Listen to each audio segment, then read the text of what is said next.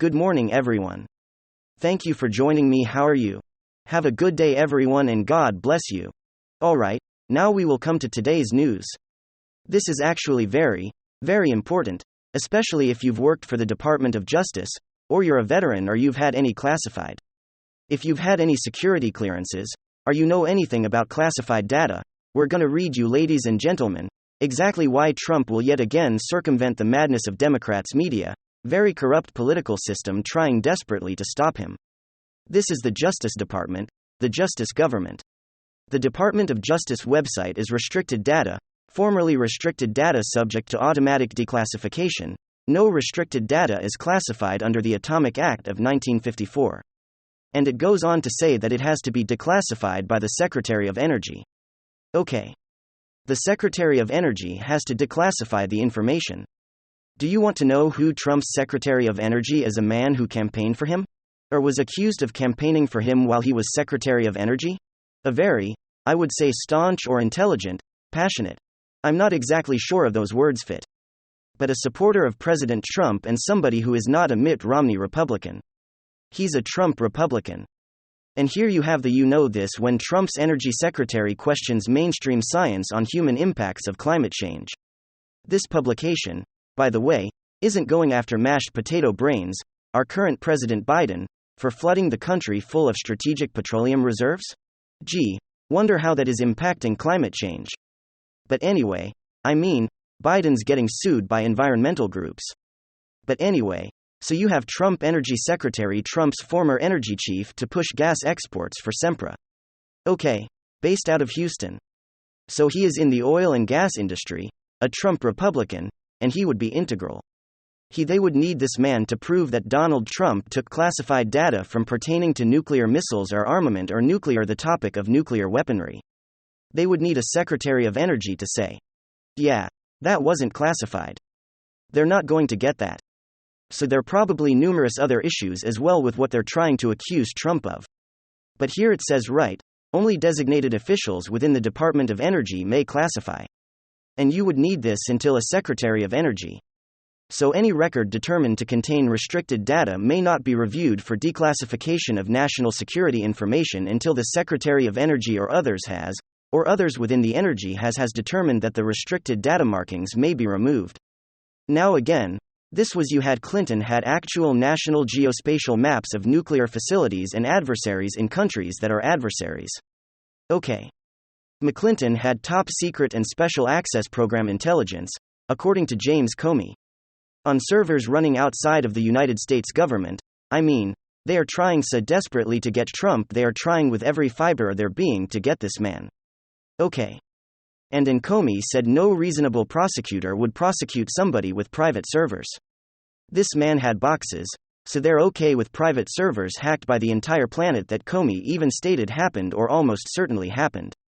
Michael Hayden, President Obama's intelligence top intel chief, stated that he would lose respect for foreign intelligence services, by the way, if they didn't infiltrate those him. And so you need the Secretary of Energy to declassify any information. He's not going to say, almost certainly he's not going to say, and others aren't going to say this man is okay. Said Dan Brouillette. Dan Brouillette. He was a target of Democrats in media for a second. They said he violated the Hatch Act. They said that he questioned mainstream science on human impacts of climate change. Oh my God. And so, okay. We didn't have the energy problems we have. Now, if you think, ladies and gentlemen, if you're a wonderful, morally superior, highly educated liberal Democrat, who thinks that oil is going to stay at the current price, it's gonna go way back over $100 per barrel, because Biden he can't continue to flood the country full of strategic petroleum reserves forever. And eventually, we're gonna get out of a recession, which is the only reason why oil prices are down. So it's like, there's nothing to be, you can't be proud of the fact we have a recession, which is bringing oil prices are down. But even with the recession, because demand is still outpacing supply, it's going to go way back up. It's only a matter of time before inflation goes back up. Also, corporate profits are going to decline. There are going to be layoffs. I predicted that. I predicted all of this, but here's the issue. They're trying to get Trump, the FBI. First of all, He was working with them. Secondly, they didn't need to do this. It was public relations. It actually backfired because now you've galvanized even never Trumpers. You have galvanized people who are on the fence. Not many of them left. But there were a number of people on the fence within Congress or the Republican Party. Gee, you know, what Trump, what should we do? Should we support him? He's taking over the party.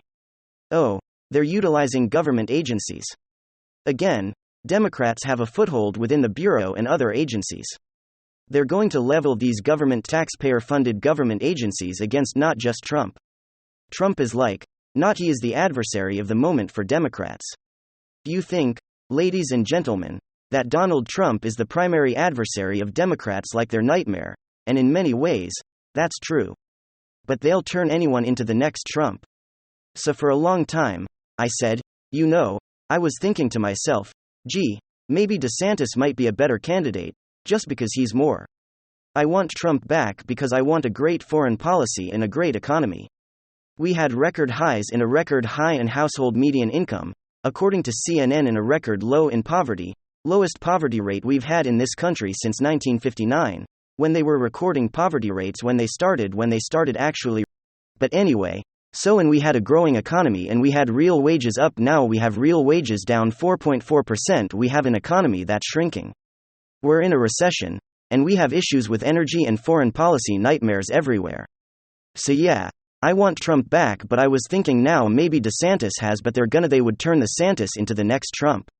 If Mitt Romney said, "Oh, finally mittens, we took over. We banished Trump to Elba. And, you know, and finally we've shaved the democracy. Aren't you happy?" They'll do the same thing they did to the Michigan Republican, where they actually tried their best to fund the Trump Republican, who will also win, by the way.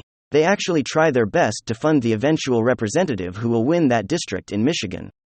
But anyway, they don't even mean what they say about Trump being the end of democracy.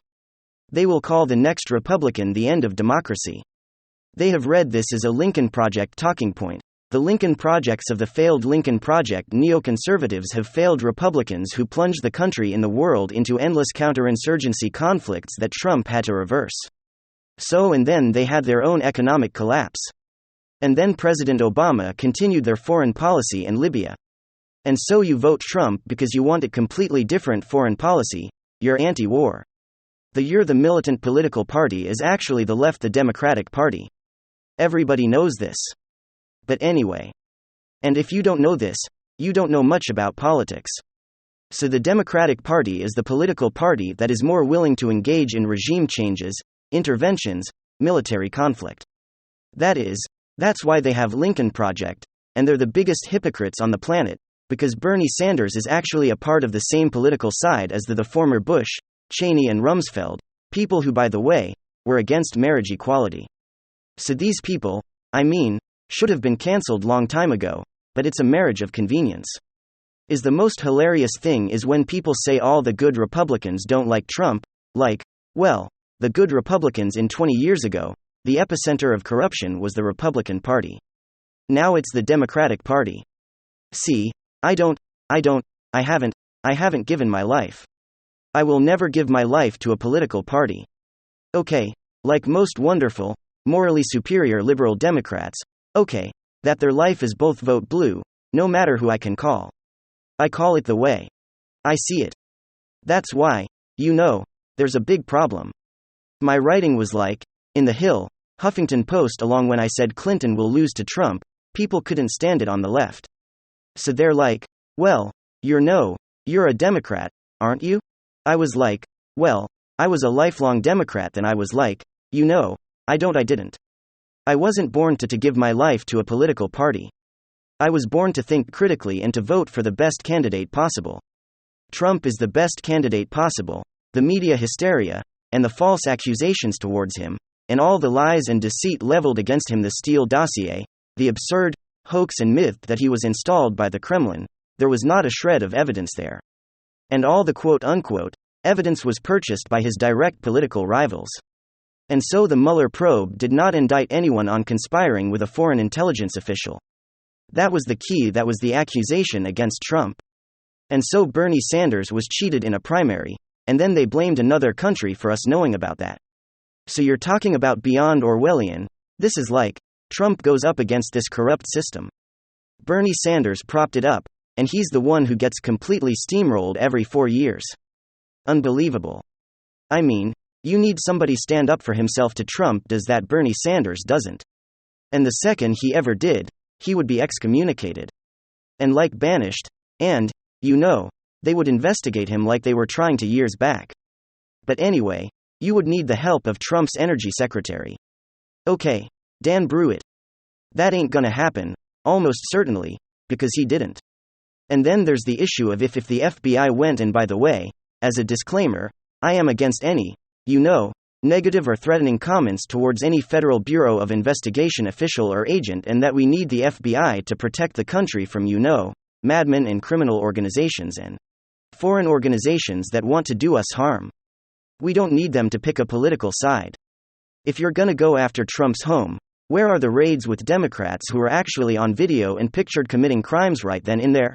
So you have Hunter weighing illegal narcotics in one video, and then they've had his emails that show clear violations of the law. You have emails that where he's being asked, gee, how can you use your influence on the company's behalf? And there are 150 suspicious financial transactions. And I mean, the emails and the photos are like, incriminating beyond belief. The New York Post Daily Mail, he met with hundreds business associates at the West Wing. Okay. Could you imagine if the FBI paid a visit to the White House? Well, actually they did with Trump. They set up and friend Michael Flynn, and it was Peter Strzok. Who texted then we'll stop Trump. Peter Strzok was kicked off of the Mueller probe. How much contempt do you have to have for Trump to be kicked off of the Mueller probe? They were all anti-Trump. But anyway. So you have agents, texting will stop Trump. You have James Comey, still believing the Steele dossier is credible. I mean, it's like we can all see what's going on. Democrats have the state that they can utilize right now because Republicans are weak. They've been weak. Until 2022. When Trump Republicans take over the Never Trump Republicans, the Mitt Romneys, the Kinzingers. These people are now fossils and relics, they belong in a museum, they're not relevant anymore. And those are the people who have enabled state government officials or law enforcement, the United States, the government to go after Trump. That's all going to change. And once you have a director of the FBI, then it actually is a Trump Republican, because these people like you would think the Democrats in the left and media think that, because the director of the Bureau is going after Trump, that he is nonpartisan. They think anything that goes after Trump is an example of bipartisan and in a political activity. No, everybody knows that Democrats get preferential treatment of Clinton got. Comey said that no reasonable prosecutor, there's never been a moment in the history of that agency where they said no reasonable prosecutor, and they're always trying to indict people. And it's the DOJ that says, well, maybe we won't indict because we don't have a case. It's not the FBI that doesn't want to indict somebody. It's the FBI that tries to convince the DOJ to indict somebody and offers them the edit. But we don't know how Clinton transferred top secret and special access program intelligence on 2 servers. It's an infinitely greater issue than boxes that almost certainly, if they contain information on nuclear energy, or nuclear armament, or whatever, was declassified with the help of Trump's energy secretary, Dan Pruitt. Thank you so much for listening. God bless. I'll be back soon with another report. God speak to each and every one of you. Thank you for all of your support. Thank you for all of your kind words.